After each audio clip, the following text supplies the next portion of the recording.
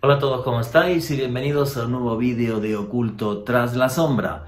Y aquí lo que hacemos es periodismo de misterio. Nosotros os ponemos los hechos encima de la mesa y vosotros decidís qué hay detrás y qué no. El mundo dividido en dos por toda la violencia que está habiendo entre Israel y Palestina. Unos hablan que unos son buenos, otros dicen que los otros son malos o al revés. Y esto, señor, no es tan fácil ni mucho menos. Antes de que empecéis a insultarme, os digo un par de cosas. Antes de insultarme, ver el vídeo hasta el final. Y luego, los que me insultéis, por favor, no me insultéis por mi nacionalidad. Ser un poco más creativo. Lo de decir español HP es demasiado pobre. Ser un poco más ricos en léxico, por favor. En fin, bueno, a lo que voy. El mundo dividido en dos. Que quede claro. Condeno los atentados terroristas de Hamás, recalco de la palabra terrorista, y Hamás además es un grupo terrorista que tiene bajo su yugo a 2 millones de personas en la franja de Gaza, un grupo terrorista integrista islámico que ha hecho auténticas barbaridades el día 7 de octubre, lleva haciéndolas mucho más tiempo. Y de igual forma, condeno los bombardeos que está haciendo el ejército israelí y el gobierno israelí en Gaza, ya que han muerto miles de niños que son completamente inocentes y no tienen nada que ver en esta locura. Es un crimen de guerra y una auténtica barbaridad, ¿vale? Antes de seguir lo digo, de todas formas, si queréis escuchar el vídeo, genial, y los que quieran insultarme desde ya, tampoco hay problema. En fin, a lo que voy. Entendamos qué es lo que ha pasado allí para que podamos también comprender por qué hay tanto odio y es tan difícil una solución. Os voy a contar la historia y la historia se basa en hechos, en cosas que sucedieron y os voy a exponer todos los hechos para que podáis ver lo difícil que es solucionar este conflicto. Bien, punto número 1, súper importante, el conflicto religioso. ¿Por qué Jerusalén es una ciudad tan disputada y es clave en el conflicto? Bien, hace 3500 años Jerusalén era una ciudad cananea sin importancia alguna, no tenía ningún tipo de importancia, hasta que pasó por ahí un señor que se llamaba Abraham. Abraham era uno de los patriarcas de los judíos y entonces a Abraham se le aparece Dios y Dios le dice que tiene que sacrificar a su hijo Isaac, justo en un lugar que se llama el Monte Moriah, en Jerusalén. Y justo en una piedrecita muy exacta, recordad esto, Monte Moriah en Jerusalén, en una piedra muy exacta. Ahí veis cómo iba a hacer el sacrificio Abraham de su hijo Isaac. Pero en el momento en el que Abraham va a sacrificar a su hijo, se aparece un ángel y le dice: oye, Abraham, esto era una prueba de fe, coge un cordero y degüéllalo justo encima de esa roca que hay ahí. Esa roca es tremendamente importante para los judíos porque sobre esa piedra se selló el pacto entre el pueblo de Israel y el mismísimo Dios. Lo del tema de degollar el cordero es todos los años una fiesta judía que hay que se llama el Yom Kippur. Bien, ¿cómo es esa piedra, esa roca en la actualidad? Ahí la tenéis, ahí podéis ver esa roca que era tremendamente importante para el pueblo judío. Era, digamos, su Santa Santorum, porque ahí se sella, como he dicho, el pacto entre Israel y el pueblo de Dios. Bien, en torno a esa roca, en torno a esa piedra, los judíos construyen su lugar más sagrado, su Vaticano, el Templo de Salomón. Ahí tenéis una réplica del Templo de Salomón. Bien, ahí estaban los objetos que estaban revestidos por el poder de Dios, como el Arca de la Alianza, la menorá, la mesa de Salomón, y todo estaba en torno a esa piedra que habéis visto, ¿vale? Bueno, pues el templo de Salomón. Ese templo de Salomón se destruye en el siglo VI a.C. por Nabucodonosor II lo reconstruye Herodes y lo destruyen otra vez los romanos en el año 66 después de Cristo. Y desde entonces no se ha vuelto a reconstruir. ¿Qué es lo que queda del templo de Salomón, que es tan importante para los judíos y es un icono a nivel mundial? Ahí tenéis una imagen antigua de el muro de los lamentos, que durante siglos, durante milenios, aunque se destruyó en el año 66 después de Cristo, quedó ese muro de los lamentos y era el lugar al que iban y al que van a día de hoy los judíos de todo el mundo a rezar. Bien, ¿cómo es a día de hoy ese monte Moriah que hay en ese monte Moriah, que es el lugar más sagrado para el pueblo judío? Ahí estaba su Vaticano, el templo de Salomón, recordad.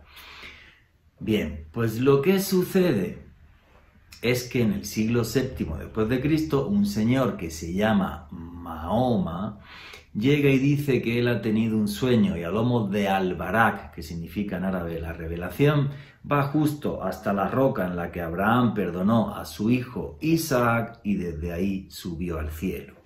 Con lo cual el monte Moriah pasó a ser el tercer lugar más sagrado que existe para el Islam. ¿Cómo está a día de hoy la piedra que os he enseñado, la piedra en la que Abraham perdona a Isaac? Ahí tenéis el famoso domo de la roca, una cúpula dorada que lo recubre, no se puede ver la piedra, tienes que pedirle permiso al mufti de Jerusalén, a la autoridad religiosa palestino-árabe, que es el mufti, es el único que te puede dar permiso para entrar ahí. Enfrente del domo de la roca, ahí tenéis otra imagen, hay una mezquita, la mezquita de Al-Aqsa, la tercera mezquita más sagrada del mundo después de la que hay en la Meca y la que hay en Medina. De forma que lo que era el lugar más sagrado para los judíos, hoy día es el tercer lugar más sagrado del mundo para los musulmanes. Y a los seres humanos no nos gusta compartir. Fijaros en este plano aéreo del monte Moriah. Eso es el monte Moriah, ahí está el domo de la roca, está la mezquita de Al-Aqsa y justo en la parte izquierda está el muro de los lamentos, el monte Moriah, que es tan pequeñito que ni se ve, el lugar más sagrado del mundo porque es sagrado para tres religiones, musulmanes, cristianos y judíos. ¿Qué sucede además, para entender también todas las guerras que hubo en la Edad Media y por qué esta zona, Israel-Palestina, llamarlo como queráis, siempre ha estado en continuo cambio? Que hace 2000 años hubo un señor que se llamaba Jesucristo y en vez de que lo crucificaran en Palermo o en Sevilla, en España, pues lo crucificaron también en Jerusalén. Ahí tenéis una imagen de la iglesia del Santo Sepulcro. Y esto provocó cruzadas y miles de muertos durante siglos. Que el Santo Sepulcro, el lugar en el que supuestamente se enterró a Jesucristo, esté también en Jerusalén. Bueno, bien. Hace 2000 años hay una rebelión. En el año 66 después de Cristo, el general Tito arrasa Jerusalén. Y en el año 73 después de Cristo cae el último bastión judío que había en aquellas tierras, en el Israel antiguo. Cae justo en Masada, ahí lo tenéis, es una especie de tepuy, que es un lugar muy importante a día de hoy para los judíos. ¿Por qué? Porque es, digamos, el icono de la resistencia judía a nivel mundial. Eleazar Ben Yair, el líder de los celotes, decidió quitarle la vida a sus hijos y a su esposa y que todos los hombres hicieran lo mismo y todos quitarse la vida al final para no ser esclavos de los romanos. Es, repito, el icono de la resistencia judía, Masada. Hubo judíos un par de siglos más tarde, hasta otra nueva revuelta que fue la del Bar Kokhba. Y a partir de ahí, a partir del siglo II después de Cristo, es lo que se conoce como la gran diáspora judía. Bien, a partir de ahí los judíos son perseguidos en todo el mundo durante milenios, se les expulsa de infinidad de países. Por ejemplo, se les expulsó de España, que era la comunidad judía más importante que había en toda Europa. Los sefardíes se les expulsa en 1492. Y expulsan a los judíos, hay un gran antisemitismo en Europa y ahora cambiamos el chip y nos vamos al siglo XIX. Y para entender lo que está pasando a día de hoy, es importantísimo tener en cuenta a un personaje que es este que tenemos ahí, que es Theodor Herzl. Theodor Herzl es un periodista húngaro que está de corresponsal en París y llega a París. Él sale de Hungría y ve que hay un gran antisemitismo en Hungría. Él sabía que estaban matando judíos en Rusia.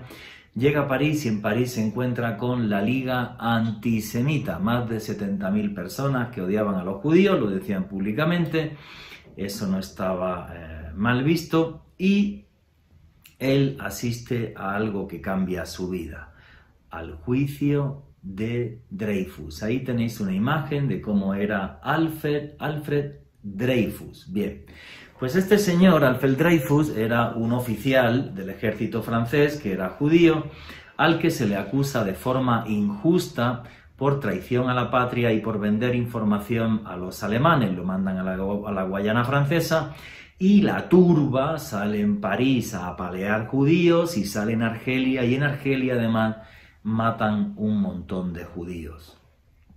Esto es lo que hace que Theodor Herzl diga: si no tenemos un país, nos van a matar.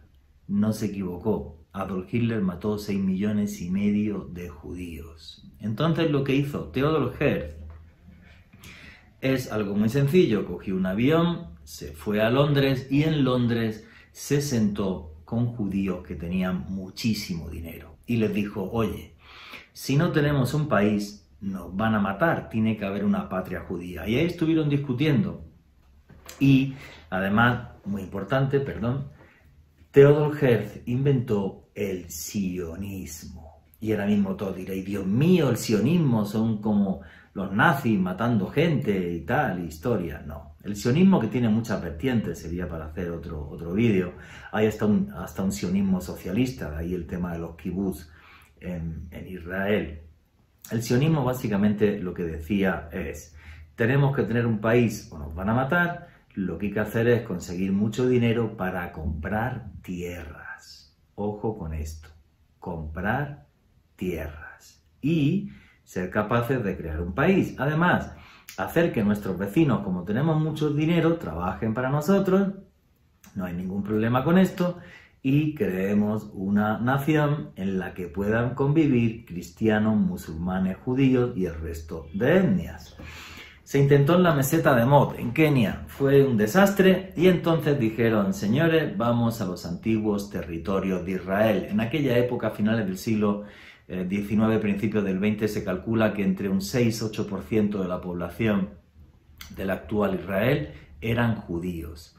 Bueno, ¿cómo estaba en aquella época Israel-Palestina, o qué era?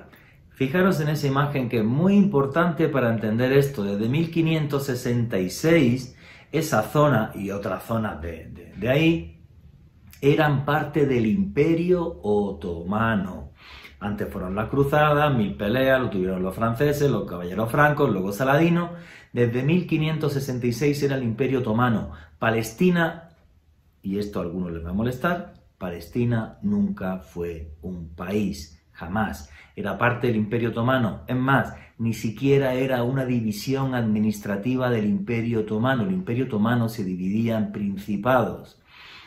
Y como luego se divide, después de la Primera Guerra Mundial, que eso os lo voy a contar ahora, por eso hubo pueblos como los kurdos, que estaban viviendo en un principado, que se quedaron sin país. Bueno, un desastre.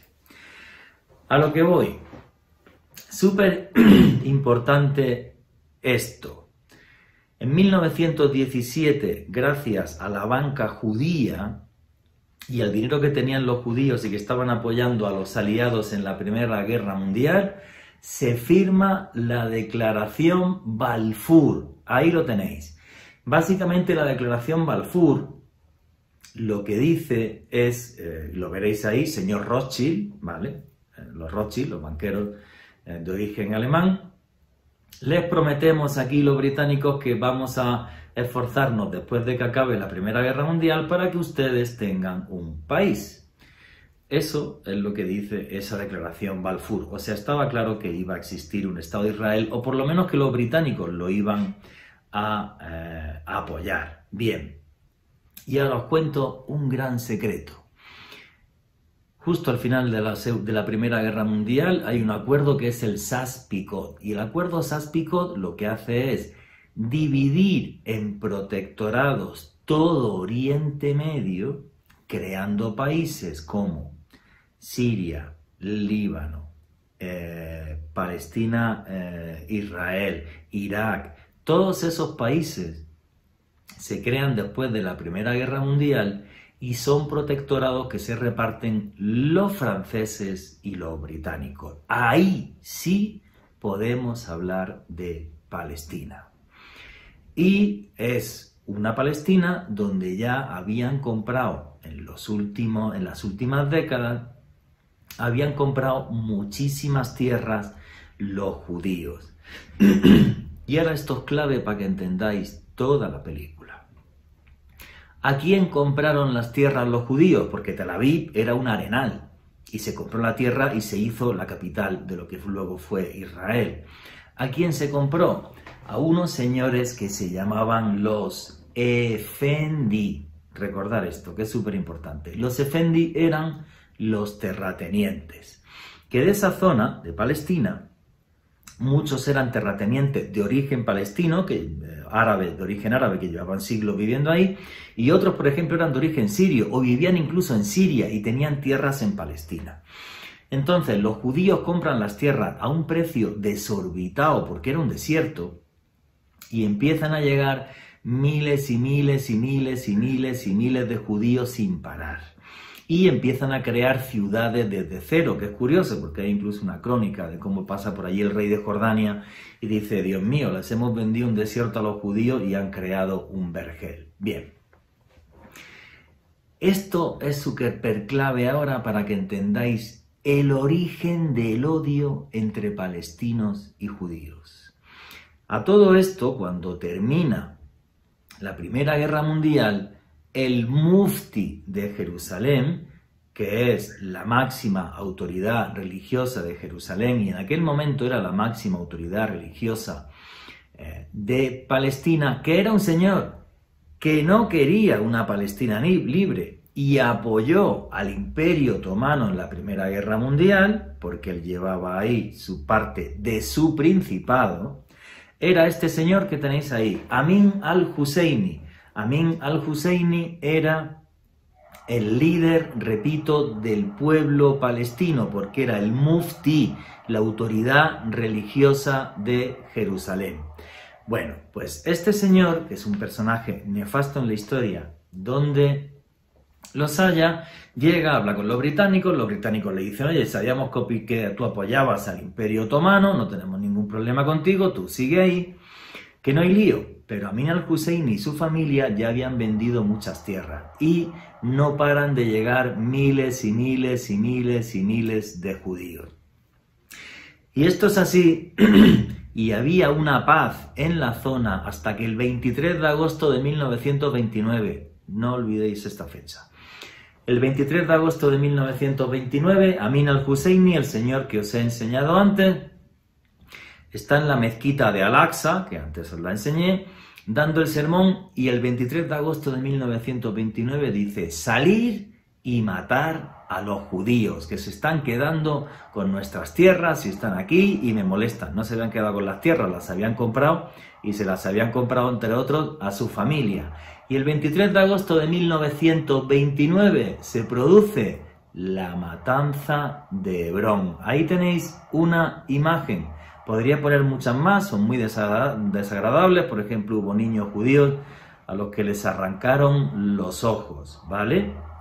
Entonces, la matanza de Hebrón, 23 de agosto de 1929, es la primera operación de limpieza étnica que se hace en Israel-Palestina, llamarlo como queráis, a la zona. 23 de agosto de 1929, Amin al-Husseini, el mufti de Jerusalén. ¿Y qué es lo que os van a decir muchos judíos cuando estén allí en Israel? Y por desgracia en eso sí tienen razón, nosotros nunca hemos atacado primero, siempre empezaron a atacar los árabes musulmanes palestinos, en este caso a través de Amin al-Husseini. Bueno, pues Amin al-Husseini sigue ahí, sigue haciendo revueltas, no para de molestar. Y llega un momento ya, perdón, en que los británicos llegan y dicen, a ver, Amin, me tienes hasta las pelotas, voy a ir a por ti y te voy a meter en la cárcel. Y entonces lo que sucede es que Amin al-Husseini se va a Berlín a ver a un muy buen amigo suyo, ahí lo tenéis sentado con él. Se va a ver a Adolf Hitler en 1936. Y Adolf Hitler ve el cielo abierto porque dice, a este tipo yo le pagaba 50.000 marcos al mes, que era uno de los sueldos más altos que había en toda Alemania, para que el pueblo árabe estuviera junto al pueblo alemán y al nazismo, a su idea de supremacía de la raza aria en Europa. Entonces, Amin al-Husseini, además de estar con el nazismo y apoyar la matanza de judíos, hizo algo mucho peor. Adolf Hitler lo llevó hasta Bosnia-Herzegovina y creó la tropa de las Waffen-SS bosnio-musulmanas. Ahí los tenéis. Ahí tenéis al señor Amin al-Husseini haciendo el saludo nazi delante de las Waffen-SS bosnio-musulmanas. Estos angelitos mataron cientos de miles de personas. Sería para hacer otro vídeo el tema del origen de los odios en el conflicto de los Balcanes, porque esa gente masacró, por ejemplo, muchísimos ortodoxos serbios, aparte de, obviamente, muchísimos judíos. En fin, Amin al-Husseini es el único tipo que acaba la Segunda Guerra Mundial y estaba perseguido por los dos bandos. Estaba perseguido por los comunistas, ya que el general Tito dijo quiero la cabeza de ese señor, el que luego fue el dictador de Yugoslavia, y exactamente igual los aliados dijeron a este tío hay que cargárselo porque realmente es muy mala persona. Él se fue al Cairo, luego se fue a Beirut y llega un momento clave en todo esto. En 1947 Naciones Unidas dice cómo hay que repartir Israel y Palestina, dos estados. Ahí sí existió Palestina, que existió muy poquitos días, se los digo por qué. Se crea un estado de Israel y una Palestina. Ahí tenéis el mapa para que lo veáis.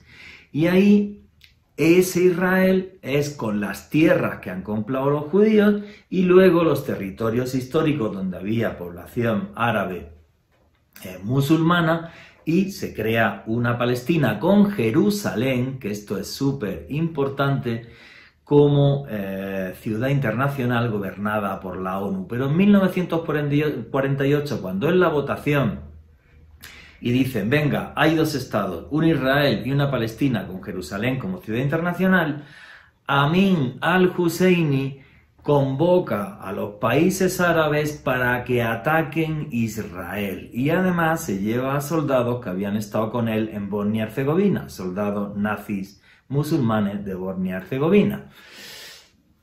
Y a partir de ahí los odios van a ser eternos, porque los judíos que había en la zona, que muchos venían del Holocausto, tuvieron que llegar directamente a otra guerra y otra vez se encontraron nazis, las tropas bosnio-musulmanas, aparte de tropas árabes que llegaron y milicianos árabes de muchos países. Hubo en ese momento una Palestina, porque quedó una Cisjordania y una franja de Gaza ahí. No, Cisjordania pasó a ser parte de Jordania y la franja de Gaza pasó a ser parte de Egipto. Eso fue así hasta la guerra de los 6 días. Luego hubo otra guerra que fue la del Yom Kippur. A lo que voy, se van a odiar siempre. ¿Por qué? porque cuando hay muertos encima de la mesa se pierde la racionalidad. Aquí además ha entrado otro elemento que es el integrismo islámico. Hamás es un grupo terrorista que lleva la Franja de Gaza, mientras que la OLP es la que lleva Cisjordania. Entonces la OLP es una organización secular que incluso cuando se está a punto de llegar a un acuerdo, en los acuerdos de Oslo hace ya décadas, la OLP sí reconocía que hubiese un Estado de Israel y una Palestina, mientras que Hamás y el integrismo islámico lo que dice es que no puede existir Israel, todo eso es Palestina y que se vayan, lo cual es una auténtica barbaridad. En fin, eso ha sido muy resumido el conflicto Israel-Palestina. Repito, condeno tanto los ataques del grupo terrorista Hamás como los bombardeos que está haciendo Israel y que están acabando con miles de víctimas. Ahora, esto que os voy a decir también es cierto. Hay un gran lavado de cerebro ahora con esto de el apartheid, y hay un apartheid que hacen los judíos respecto a los musulmanes y tal y todo esto. Vamos a ver, yo he estado en Israel 2 veces, he estado en Cisjordania, he estado en la Palestina, he estado en Palestina, y tengo que deciros una cosa. De los 8 millones de habitantes de Israel, 2 millones son árabes.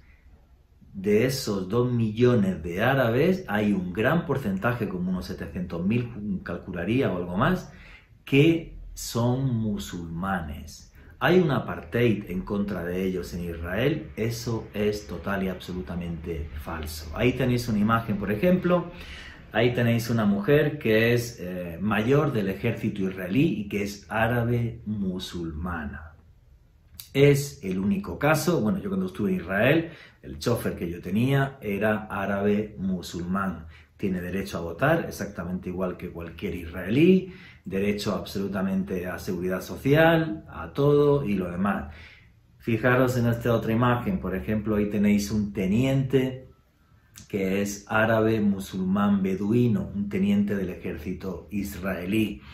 Los beduinos además es un tema bastante complejo que sería para tocar aparte, porque muchas veces los árabes los discriminan, con lo cual a ellos lo del Estado de Israel no les molestó absolutamente nada. Exactamente igual, por ejemplo, que sucede con los altos del Golán, que Israel se los quita a Siria en la guerra de los 6 días y que nunca ha devuelto. ¿Y por qué la población de los altos del Golán no se queja o no dice que quieren salir de Israel? Porque son drusos y a los drusos los discriminan en Siria. No podéis pensar en Oriente Medio sin una complejidad étnica tremenda, donde la relación entre esas etnias muchas veces no es ni mucho menos afable. Y si no, mirad cómo está Siria, que tiene 18 religiones oficiales, pero eso sería para hacer otro día otro vídeo. Como último detalle, fijaros también, por ejemplo, en este personaje, Salim Youbram. Salim Youbram es un árabe cristiano israelí que fue durante muchos años uno de los jueces más importantes de Israel, juez del Tribunal Supremo y que metió en la cárcel incluso a un vicepresidente del Estado de Israel.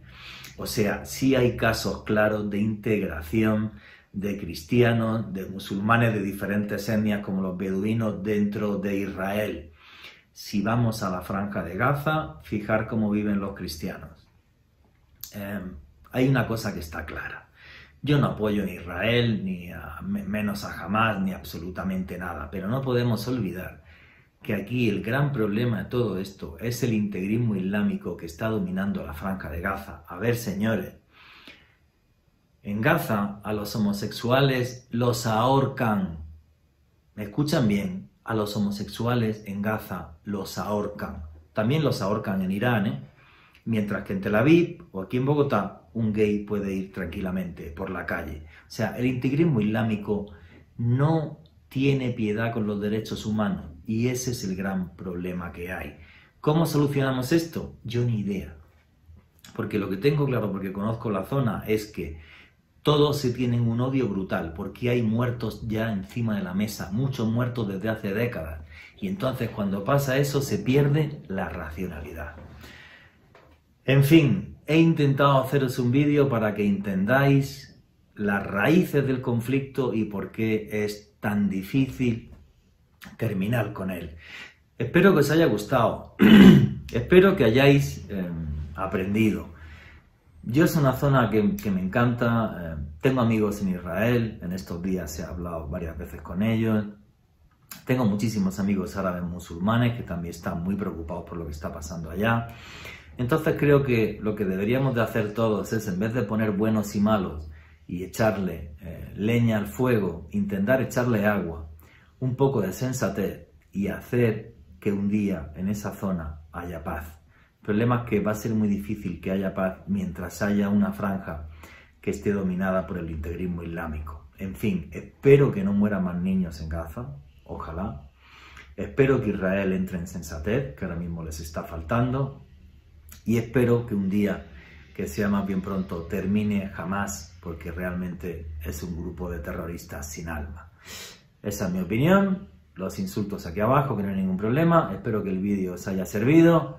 Un saludo y feliz tarde. Hasta luego. Ay, por cierto, darle a la campanita si queréis que os lleguen notificaciones y a suscribirse ahí al canal. Saludos, hasta luego.